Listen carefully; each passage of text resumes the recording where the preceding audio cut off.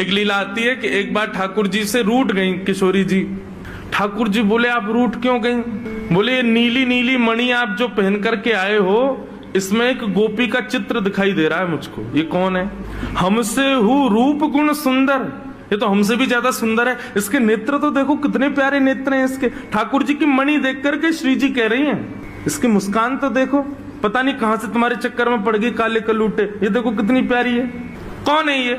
इसके बारे में मुझे बताओ। मान करके रूठ करके बैठ गई। इतने में ललिता जी आई, किशोरी जी की सखी। ठाकुर जी से बोली, कहा भयो आज श्री जी नाराज क्यों हैं? ठाकुर जी मुस्कुरा के बोले हम एक मणि पहन करके आए हैं, उस मणि में राधा रानी को अपना ही प्रतिबिंब दिख रहा है, और अपनी प्रतिबिंब को देख के करें जे कौन है?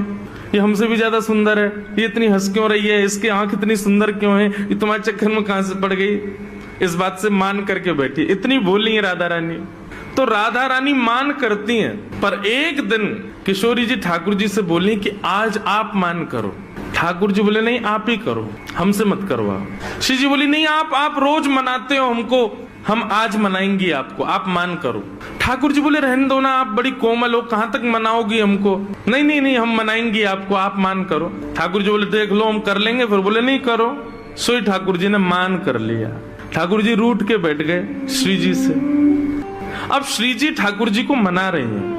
कभी ठाकुर जी की मनपसंद वस्तु बना के लावे, कभी ठाकुर जी का मनपसंद राग गा के सुनावे, कभी ठाकुर जी को नृत्य करके दिखावे, कभी ठाकुर जी के सामने उनका मनपसंद श्रृंगार करके आवे।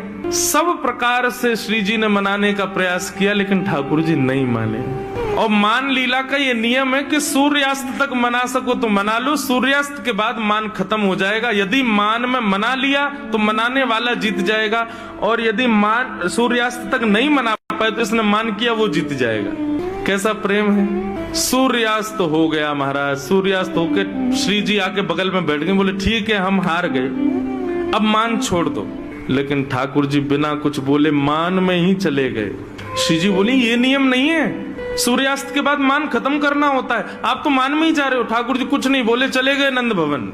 श्री जी को रात भर नींद नहीं आई। बोले कि ऐसा कैसा मान किया कि रात में बात भी नहीं करके गए। दूसरे दिन फिर ठाकुर जी गौचारण के लिए आए। श्री जी आई, ठाकुर जी अब भी मान में ही बैठे थे। श्री जी बोली देखो ये बहुत ज्यादा हो रहा है, आप कल से मान करके बैठो, रात में बात भी नहीं करके गए और अभी भी मान कर रहे हो।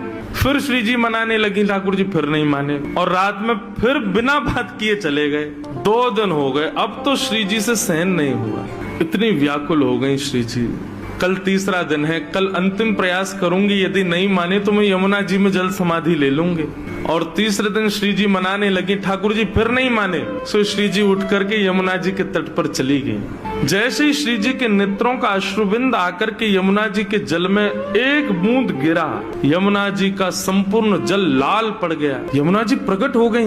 हे श्यामा जी, आपको किसने विरह दिया? इतनी वेदना आपके हृदय में हो रही है। अभी आपके अश्रुबिंद का ताप इतना था, इतना ताप तो हमारे भैया यमराज नहीं देते किसी को नरक में, जितना ताप में आप हो इस वक्त। आप बताइए तो सही, किसने दिया आपको ये? श्री जी थोड़े भाव में बोली, तुम्हारे श्याम सुंदर मान करके बैठे 3 दिन हो गए, रीझ ही नहीं रहे। यमुना जी बोली हाँ श्री जी को श्रम करा रहे हैं, रुको मैं बताऊं इन्हें। तो यमुना जी गई महाराज, और ठाकुर जी जैसी पीताम्बरी, ठाकुर जी जैसा श्रृंगार, ठाकुर जी जैसा मुकुट, ठाकुर जी जैसे बिल्कुल कानों में कुंडल, ठाकुर जी जैसे बिल्कुल डिट्टो कड़ूला, ठाकुर जी जैसी वंशी, ठाकुर जी जैसा श्रृंगार। और श्रृंगार करके जैसे ही यमुना जी आई, श्री जी देख कर अरे श्याम सुंदर आप मान गए? यमुना जी बोली हम श्याम सुंदर नहीं है, हम यमुना जी हैं। अरे आप तो बिल्कुल श्याम सुंदर जैसी लग रही हो, आपकी महक भी बिल्कुल श्याम सुंदर, बोली भी श्याम सुंदर, चाल ढाल सब श्याम सुंदर। बोले यार श्याम सुंदर ने अपने रूप पे, अपनी वाणी पे, अपने कटाक्ष नेत्रन से पूरी गोपीन को कष्ट दे रखो। या श्याम सुंदर को यही के रूप से कष्ट दूंगी मैं, आप यहीं बैठी रही हो राधा रानी, मैं अभी जाऊं। और यमुना जी श्याम सुंदर को रूप धारण करके बिल्कुल वैसी बाकी चाल, वैसी अदा, वैसे ही सब, जैसे ठाकुर जी चलते हैं, जैसे ठाकुर जी बैठते हैं, बिल्कुल वही अदा श्री यमुना जी जा रही हैं। ठाकुर जी मान करके बैठे हैं। सोई बगल से यमुना